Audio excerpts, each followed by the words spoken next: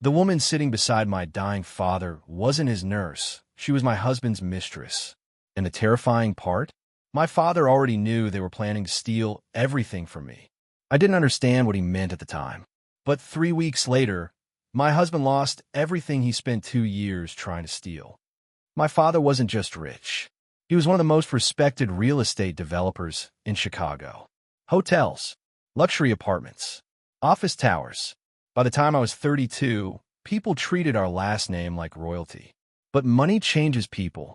My father used to tell me that wealthy families don't break apart because of hate. They break apart because of greed. Back then, I thought he was being dramatic.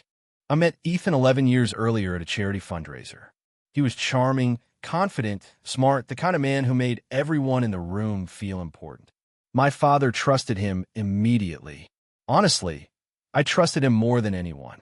He remembered birthdays, sent flowers for no reason, held my hand during anxiety attacks. For 11 years, I genuinely believed I married the perfect man. Then my father got sick. It started with exhaustion, then memory problems. Then suddenly, hospitals became part of our daily life. That's when Ethan started changing. He became obsessed with my father's business meetings, started asking questions about inheritance, trust funds, company voting rights. At first, I thought he was trying to help. Now I realize he was studying the empire he wanted to steal. 3 days before he died, my father asked everyone to leave the hospital room except me. His hands were trembling when he grabbed mine. Then he whispered 5 words that changed my life forever. Don't trust Ethan anymore. I actually laughed nervously at first. I thought the medication was confusing him. But then I saw fear in my father's eyes. Real fear. That night, Ethan convinced me to go home and rest. But something felt wrong. I couldn't sleep. My father's voice kept replaying in my head. Don't trust Ethan. So around midnight, I drove back to the hospital alone. And that decision destroyed my marriage forever. When I arrived, the nurse told me my father had been taken downstairs for scans. But while walking past the family lounge, I heard Ethan laughing. I stopped. Then I heard a woman laugh too. The door was slightly open. And when I looked inside, my husband was kissing a blonde nurse. I couldn't breathe. Then the nurse said something that made my stomach drop. Once the old man signs the amendment, we're set for life. Ethan laughed. My wife is too emotional to notice anything. I remember physically shaking, because suddenly every strange moment over the last year made sense. The secret meetings, the phone calls, the pressure to update the will. My husband wasn't protecting my family.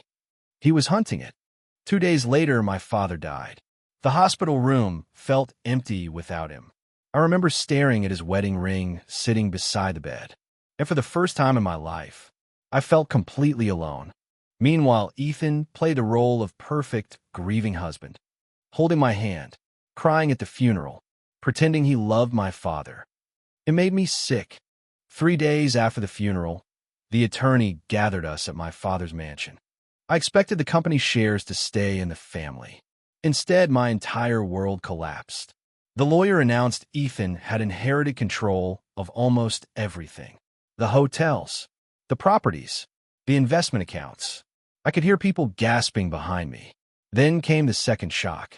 $5 million to Vanessa Cole. And that's when the blonde nurse walked into the room, smiling. After everyone left the mansion, the attorney asked me to stay behind. My hands were still shaking. I honestly thought he was going to explain how my father could have betrayed me like this. But instead, he handed me a sealed envelope. My name was written on the front in my father's handwriting. And suddenly, I couldn't breathe.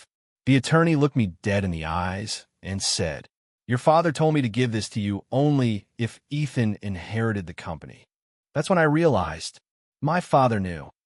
My father's letter was only 1 page. But every sentence changed everything. If Ethan controls the company, he will destroy himself trying to steal it. I kept reading.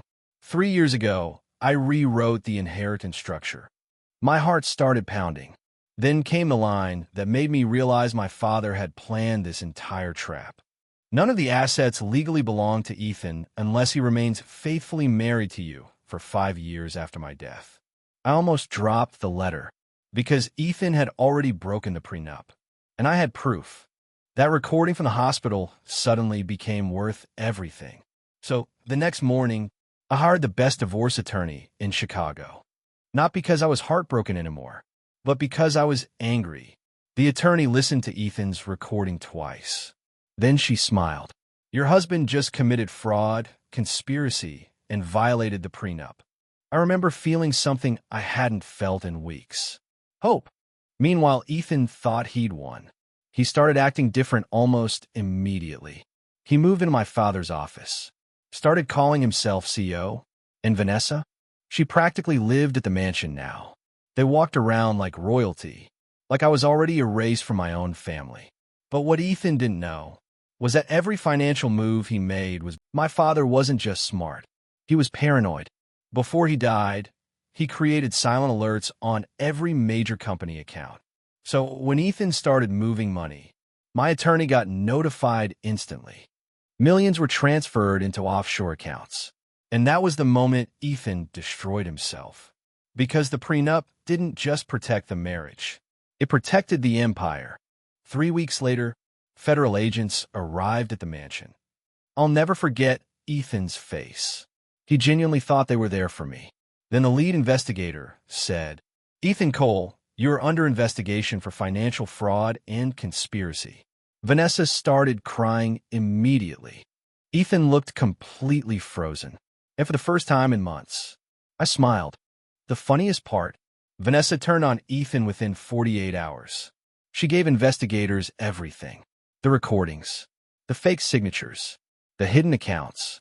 She even admitted Ethan convinced her to manipulate my father during treatment. Ethan sacrificed his marriage for Vanessa, and Vanessa sacrificed Ethan to save herself. The divorce hearing lasted 6 hours. Ethan barely looked at me. My attorney played the hospital recording for the courtroom. And suddenly, everyone heard the truth. My wife is too emotional to notice anything. The judge looked disgusted. By the end of the hearing, Ethan lost everything. The inheritance, the company, the marriage, and thanks to the prenup clause, he walked away with absolutely nothing. 6 months later, I visited my father's grave alone. The company was mine again. Most of Ethan's friends disappeared. Vanessa lost her nursing license. And Ethan, he was facing federal prison. I stood there staring at my father's headstone. And for the first time since his death, I finally understood what he meant. Wealthy families don't break apart because of hate. They break apart because of greed. And in the end, my father didn't save Ethan from destroying the family. He simply made sure Ethan destroyed only himself.